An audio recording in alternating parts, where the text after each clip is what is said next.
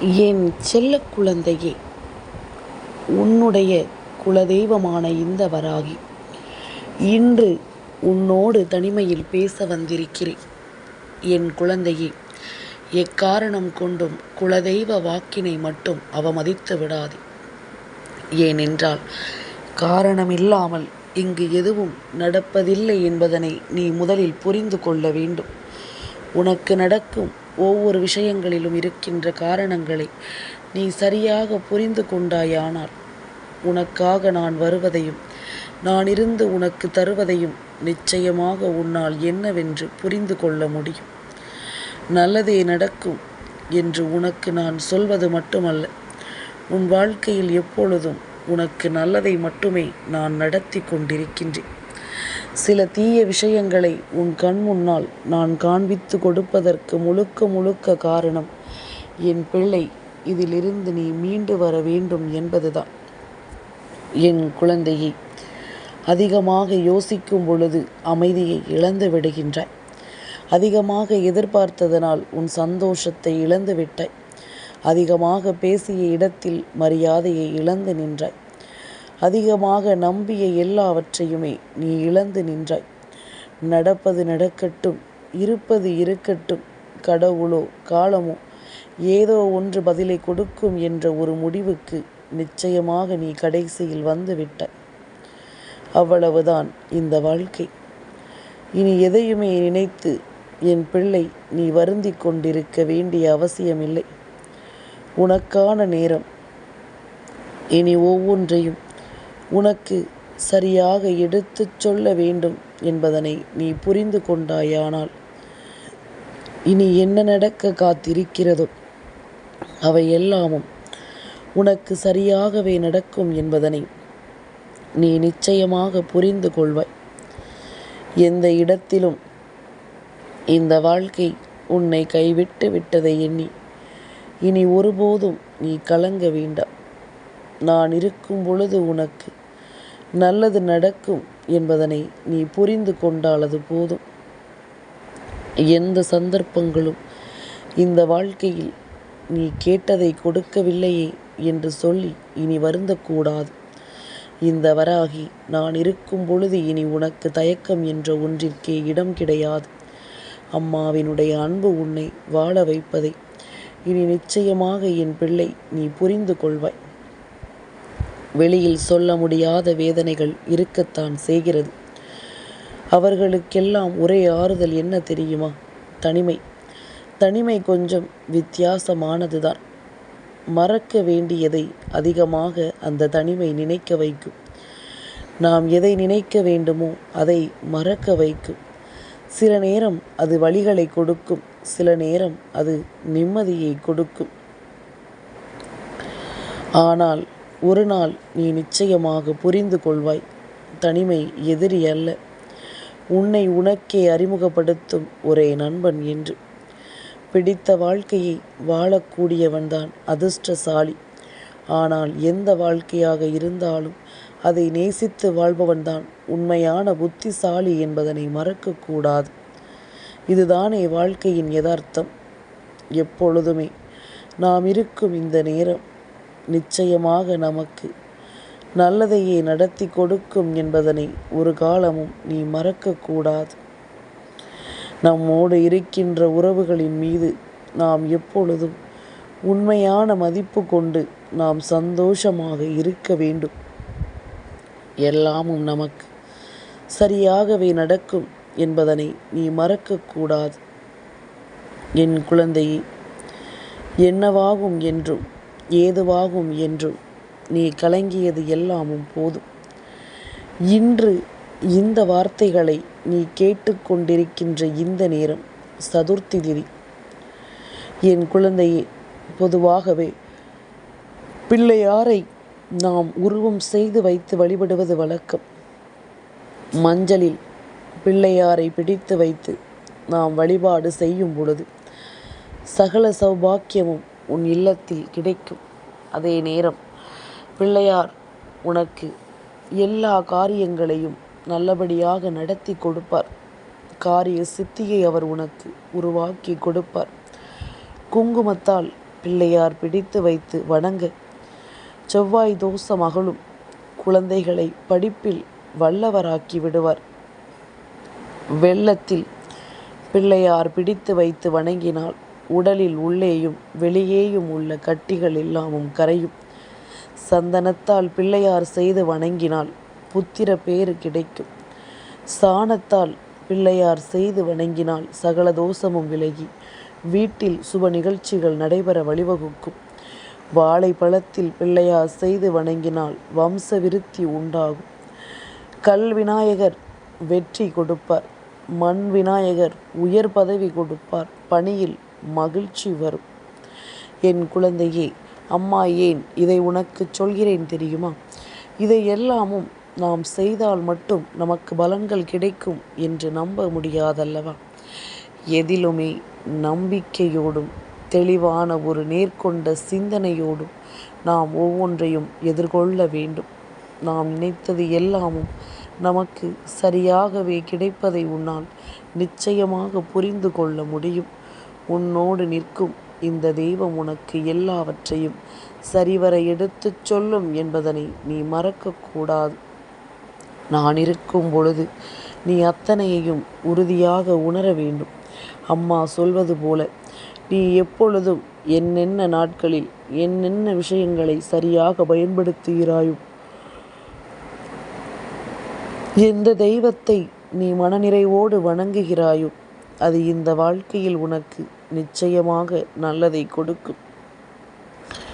3 நாட்கள் தொடர்ந்து நீ கோவிலுக்கு சென்றாயானால் அனைத்து வியாதிகளும் உனக்கு குணமாகும். 7 நாட்கள் தொடர்ந்து நீ கோவிலுக்கு செல்கிறாய் என்றால் திருமணமாகாதவர்களுக்கு திருமணம் கைகூடும். 11 நாட்கள் தொடர்ந்து நீ கோவிலுக்கு செல்கிறாய் என்றால் உன்னுடைய உடலும் மனதும் தூய்மையடையும். 13 நாட்கள் நீ செல்கிறாய் என்றால் எண்ணிய செயல்கள் தடையின்றி நிறைவேறும். 21 நாட்கள் நீ கோவிலுக்கு தொடர்ச்சியாக செல்கிறாய் என்றால் புத்திர பேறு நிச்சயமாக உண்டாகும். 33 நாட்கள் தொடர்ச்சியாக நீ கோவிலுக்கு சென்றாயானால் நிச்சயமாக சிவாலயத்திற்கு கும்பாபிஷேகம் செய்த பலன் உனக்கு கிடைக்கும்.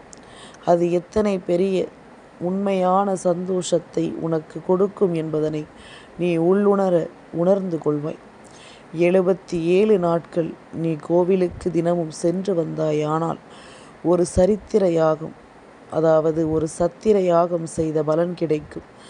அந்த யாகம் தெய்வத்தை உன் முன்னால் கொண்டு வந்து நிறுத்தும் வலிமை கொண்டது.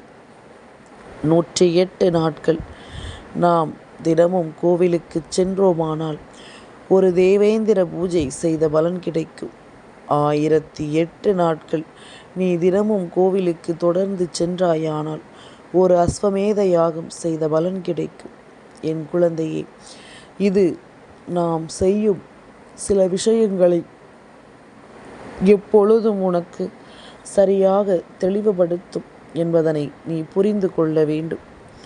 நீ என்ன செய்கிறாயோ அவை எல்லாமும் உனக்கு சரியாகவே நடக்கும் என்பதனை நீ புரிந்து கொள். உன்னை சுற்றிலும் தெய்வத்தின் ஆசீர்வாதம் இருக்கும் பொழுது நீ எதையுமே யோசித்து வருந்தக்கூடாது.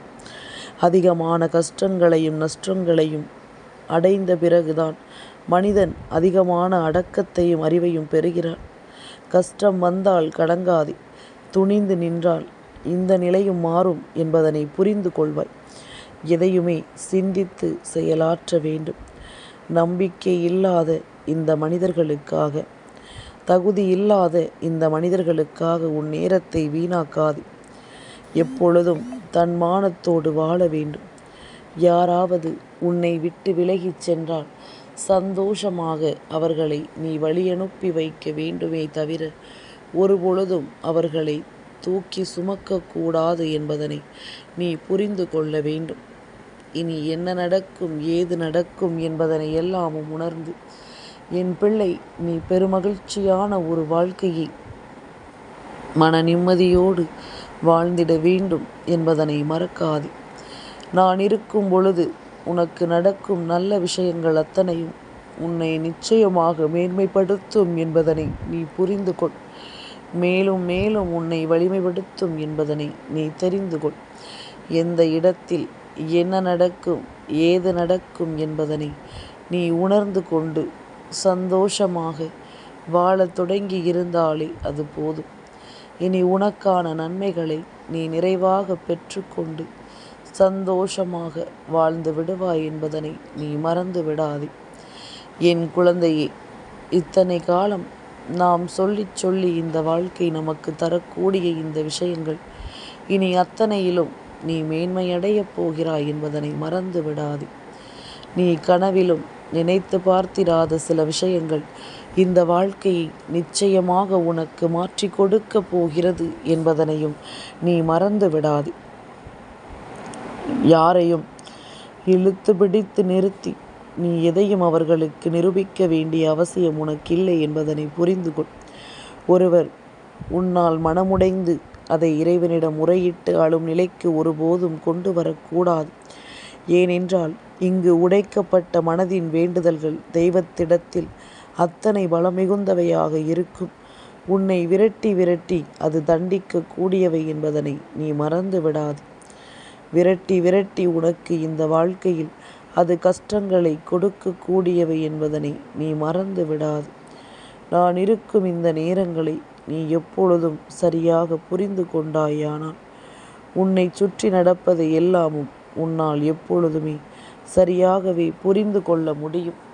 உனக்கான நேரம் இந்த வாழ்க்கையை உனக்கு என்னவாக நடத்தி தருகிறது என்பதனை நிச்சயமாக உன்னால் சரியாக புரிந்து கொள்ள முடியும் என்பதனை நீ மறந்து விடாது.